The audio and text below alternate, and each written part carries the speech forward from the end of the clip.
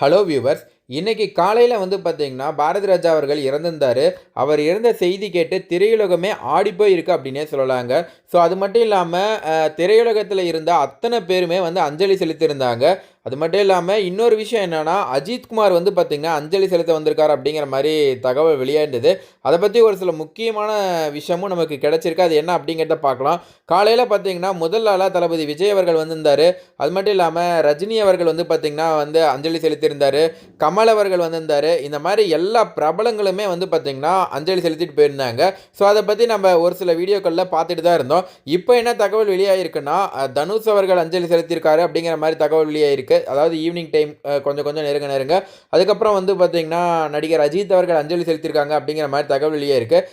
ஆனால் அதில் பார்த்தீங்கன்னா அஜித் அவர்கள் நேரில் அஞ்சலி செலுத்தலையாங்க. ஃபோன் மூலமாக சாந்தனு அவர்கள்ட்ட பேசியிருக்கிறதா தகவல் வெளியாகிருக்கு. ஸோ அது என்ன அப்படிங்கிறதையும் தொடர்ந்து பார்க்கலாம் வாங்க.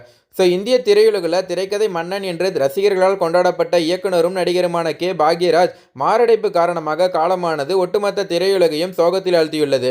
அவரது உடலுக்கு நடிகர்கள், இயக்குநர்கள், தயாரிப்பாளர்கள், அரசியல் தலைவர்கள் என ஏராளமானோர் நேரில் சென்று அஞ்சலி செலுத்தி வருகின்றனர். அந்த வகையில் நடிகர் தனுஷும் நேரில் சென்று பாக்யராஜின் உடலுக்கு மலரஞ்சலி செலுத்தினார்.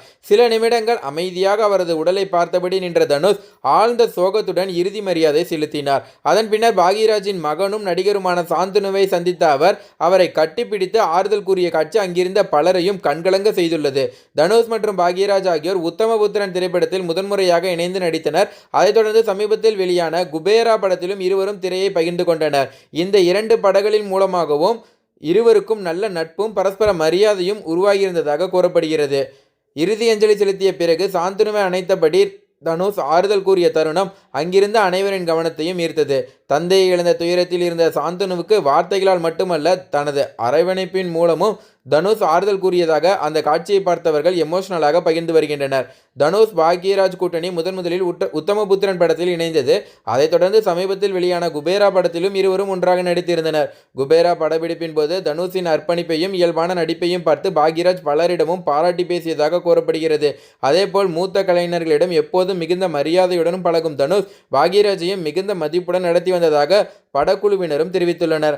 அதனால்தான் அவரது மறைவு செய்தியை அறிந்ததும் நேரில் இறுதி அஞ்சலி செலுத்திய தனுஷ் சில நிமிடங்கள் அமைதியாக அவரது உடலை பார்த்து கொண்டிருந்தார். பின்னர் தந்தையை இழந்த துயரத்தில் இருந்த சாந்தனுவை கட்டுப்பிடித்து ஆறுதல் கூறிய காட்சி அங்கிருந்தவர்களின் கண்களையும் கலங்க வைத்தது. வெறும் சக நடிகராக அல்லாமல் மூத்த கலைஞர் மீது வைத்திருந்த மரியாதையும் பாசத்தையும் அந்த தருணம் வெளிப்படுத்தியதாக பார்க்கப்படுகிறது. இன்னொரு பக்கம் பார்த்தீங்கன்னா காலையில் சிஎம் விஜய் அவர்கள் வந்திருந்தார்.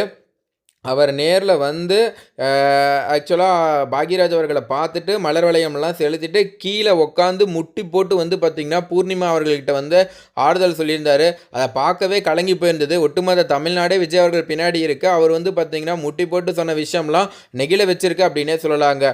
அதுக்கப்புறம் பார்த்திங்கன்னா சூப்பர் ஸ்டார் அவர்கள் ரொம்ப சோகமாக வந்தார். பார்த்துட்டு என்ன சொல்கிறதுனே தெரியாமல் அவர் ரொம்பவே மனமுடைஞ்சு போயிட்டார். ஏன்னா ஆரம்பத்திலேருந்தே பார்த்திங்கன்னா சூப்பர் ஸ்டாருக்கு நல்ல நெருக்கம் இருக்குது. அவர் ஆரம்பிக்கும் போது இவரும் பார்த்திங்கன்னா ஒரு பக்கமாக டைரக்டராக ஆரம்பிச்சிட்டு இருந்தாங்க. ரெண்டு பேருக்கும் நல்லாவே பார்த்திங்கன்னா பழக்கம் இருந்திருக்கு. ஸோ அதுவும் பார்த்திங்கன்னா சொல்ல முடியாத அளவுக்கு ஒரு தயக்கத்துலேயும் ஒரு சோகத்துலேயும் அவர் இருந்தார். அவரை பார்க்கும்போதே நமக்கு தெரிஞ்சிருந்தது. அடுத்தது பார்த்திங்கன்னா கமலஹாசன் அவர்கள் வந்திருந்தார். அவர் சொல்லும் போது என்ன சொல்லியிருந்தாருன்னா, என்னால் முடியல, ரொம்ப பார்த்திங்கன்னா இப்போ தான் பாரதி ராஜா அவர்கள் இறந்தார், என்னுடைய குருநாதர். அடுத்ததாக இப்போ பார்த்திங்கன்னா பாக்யராஜ் அவர்களும் இறந்திருக்காரு. என்னால் ஒரே மாதத்தில் தமிழ் திரையுலகம் இரு பெரும் இமயங்களில் இழந்துட்டோம் அப்படிங்கிற மாதிரி சொல்லி பார்த்திங்கன்னா அவர் ஒரு சில விஷயங்கள் சொல்லியிருந்தாங்க. இது போல் பார்த்திங்கன்னா அரசியல்னு எடுத்துக்கிட்டிங்கன்னா ஒரு பக்கம் விஜய் சொல்லியிருந்தாங்களா, அடுத்ததான் பார்த்திங்கன்னா எடப்பாடி பழனிசாமி அவர்களும் சொல்லியிருந்தாங்க. எம்ஜிஆருக்கு மிகவும் நெருக்கமானவர். எம்ஜிஆர் தன்னுடைய சினிமா வாரிசு பாக்யராஜ் அப்படிங்கிற மாதிரி அறிவிச்சிருந்தார். ஸோ அந்த அளவுக்கு பாக்யராஜ் அவர்களுக்கும் எம்ஜிஆர் அவர்களுக்கும் நெருக்கம் இருந்திருக்கு. பாக்யராஜை எம்ஜிஆருக்கு அவ்வளோ பிடிக்கும் அப்படிங்கிற மாதிரி சொல்லி பார்த்திங்கன்னா பேசியிருக்காங்க. அடுத்ததாக பார்த்திங்கன்னா ஸ்டாலின் அவர்கள் அவர் நேர்லேயே பார்த்திங்கன்னா அஞ்சலி செலுத்தியிருக்காங்க. ஸோ அது மட்டும் இல்லாமல் பார்த்திங்கன்னா அவரும் மனமுருகி பேசியிருக்காங்க. இவருடைய படங்களை பார்த்து நான் ரொம்ப ரசிச்சிருக்கேன் அப்படிங்கிற மாதிரி அவர் ஸ்டாலின் அவர்களும் பார்த்திங்கன்னா ஒரு சில விஷயங்கள் பகிர்ந்திருக்காங்க. இது போல் தொடர்ந்து பார்த்திங்கன்னா நிறைய சினிமா பிரபலங்கள் வந்திருக்காங்க. பாக்யராஜ் அவர்களை பொறுத்த வரைக்கும் நம்ம காலையிலேருந்து பார்த்துட்டு இருக்கோம். இவருடைய அதாவது பாக்யராஜோட அசிஸ்டண்ட் தான் யார் அப்படின்னு கேட்டிங்கன்னா பார்த்திபன். ஸோ பார்த்திபனை பொறுத்த வரைக்கும் அவர் காலையிலேருந்து எல்லா வேலையும் அவர் தான் வந்து பார்த்தீங்கன்னா பார்த்துட்டு இருந்திருக்காரு. அவரும் உருகி உருகி அழுதுருக்காரு. அவர் சொல்லும்போது கூட நல்லா தான் இருந்தார், நல்லா தான் எங்ககிட்ட பேசிகிட்டு இருந்தார் அப்படிங்கிற மாதிரி அவரும் சொல்லியிருந்தாங்க. அதுக்கப்புறம் வந்து பார்த்தீங்கன்னா சுகாசினி அவர்கள் அவங்களும் வந்து பேட்டி கொடுத்துருக்காங்க. 2 நாளைக்கு முன்னாடி தான் குஷ்புவோட திருமணத்தில் வந்து பார்த்தீங்கன்னா நாங்கள் பார்த்துட்டு இருந்தோம். ஆனால் ரொம்ப சந்தோஷமாக மகிழ்ச்சியாக இருந்தாங்க. திடீர்னு இப்படி நடக்கும்னு நாங்கள் யாருமே எதிர்பார்க்கல. 15 நாளைக்கு முன்னாடி தான் பாரதி ராஜா இறந்தார். இப்போ இவர் ஒன்றுமே முடியல அப்படிங்கிற மாதிரி வந்து பார்த்தீங்கன்னா அவங்களும் கதறி கதறி அழுதுருக்காங்க. சுகாசினி அவர்கள் சுகாசினி மணிரத்னம் அவர்கள். அடுத்ததாக வந்து பார்த்தீங்கன்னா ராதிகா அவர்கள் வந்து பார்த்தீங்கன்னா பயங்கரமாக டென்ஷன் ஆகியிருந்தாங்க. இது எல்லாருக்குமே தெரிஞ்சிருக்கும்.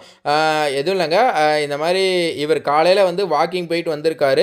வாக்கிங் போயிட்டு வந்து சோஃபாவில் உட்காந்தவனே தான் இவருக்கு வந்து பார்த்தீங்கன்னா லைட்டாக நெஞ்சு வலிக்கிற மாதிரி இருந்திருக்கு. உடனே வீட்டில் சொன்னோடனே வீட்டில் இருக்கவங்க எல்லாமே வந்து ஆம்புலன்ஸை கூப்பிட்டு ஆம்புலன்ஸில் வந்து பார்த்தீங்கன்னா அப்போலோ மருத்துவமனைக்கு அனுப்பியிருக்காங்க.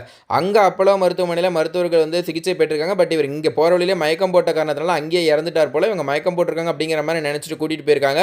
அப்புறம் அங்கே செக் பண்ணி பார்த்துட்டு இறந்துட்டாங்கன்னு சொன்ன வாட்டி அங்கேருந்து உடல் வந்து பார்த்திங்கன்னா இங்கே வீட்டுக்கு கொண்டு வரப்பட்டது.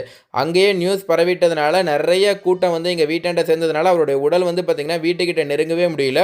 ஸோ அங்கே நெருங்க முடியாத காரணத்தினால ரொம்பவே கோவத்தில் இருந்திருக்காங்க ராதிகா. எல்லாரும் இப்படி சூழ்ந்து நின்றுக்கிட்டீங்க. எல்லாருமே ஆக்சுவலாக என்னென்னா ப்ரெஸ் பீப்புள் ரசிகர்கள்லாம் சூழ்ந்து நின்றதுனால அவங்க வந்து கோவத்தில் ப்ரெஸ்ஸை வந்து திட்டுறதுக்கே போயிட்டாங்க. ஒரு கட்டத்தில் அவங்க வந்து புரிஞ்சுக்கிட்டாங்க. ஓகே, இது வந்து தப்பு அப்படிங்கிற மாதிரி புரிஞ்சுக்கிட்டு கையெடுத்து கும்பிட்டு கேட்குறேன், தயவு செஞ்சு எல்லோரும் வந்து கலைஞ்சு போங்க, கொஞ்சம் வழி விடுங்க. உங்களுக்கு இது வந்து டிஆர்பிக்காக நீங்கள் பண்ணாதீங்க. உங்களுக்கு வேணால் நாங்கள் படங்கள் மூலமாக நடித்து கொடுக்குறோம் டிஆர்பிக்காக. இதில் தயவு செஞ்சு எங்களை விட்டுருங்க, எங்களுக்கும் கொஞ்சம் ப்ரைவேசி இருக்குது அப்படிங்கிற மாதிரி பார்த்திங்கன்னா ரொம்பவே உருக்கமாக பேசியிருப்பாங்க. இன்னொரு பக்கம் வந்து பார்த்திங்கன்னா சிரஞ்சீவி அவர்கள் வந்து ஆறுதல் சொல்லியிருக்காங்க. ஸ்நேகன் அவர்கள் சொல்லியிருக்காங்க, இந்த மாதிரி நேற்று தான் என்கிட்ட ஃபோன் பண்ணி பேசிகிட்டு இருந்தார். ஸோ அவ்வளோ வந்து பாக்யராஜ் அவர்கள் எனக்கு ரொம்ப நெருக்கமானவர் அப்படிங்கிற மாதிரி ஸ்நேகன் அவர்கள் சொல்லியிருக்காங்க. இன்னொரு பக்கம் வந்து பார்த்திங்கன்னா ஊர்வசி அவர்கள் தான், அதாவது பாக்யராஜ் வந்த படத்தில் 2-3 படங்களில் ஊர்வசியை நடிக்க வச்சுருக்காரு. ஸோ ஊர்வசி காலையில் பார்த்துட்டு இதனால் நம்பவே முடியல, இப்படிலாம் கூட நடக்குமா, நல்லா இருந்த மனுஷன் இப்படி ஆகிட்டாரா அப்படிங்கிற மாதிரி சொல்லி ரொம்பவே உருக்கமாக ஊர்வசி அவர்களும் பார்த்திங்கன்னா ஒரு சில விஷயங்கள் வந்து பகிர்ந்திருக்காங்க. அண்ட் தென் இன்னொரு முக்கியமான ஒரு விஷயம் என்னென்னா, இவர் வந்து இவருடைய கண் வந்து தானம் பண்ணியிருக்காரு. ஸோ அது வந்து பார்த்திங்கன்னா எல்லாரையுமே நெகிழ வச்சிருக்கு அப்படின்னே சொல்லலாங்க.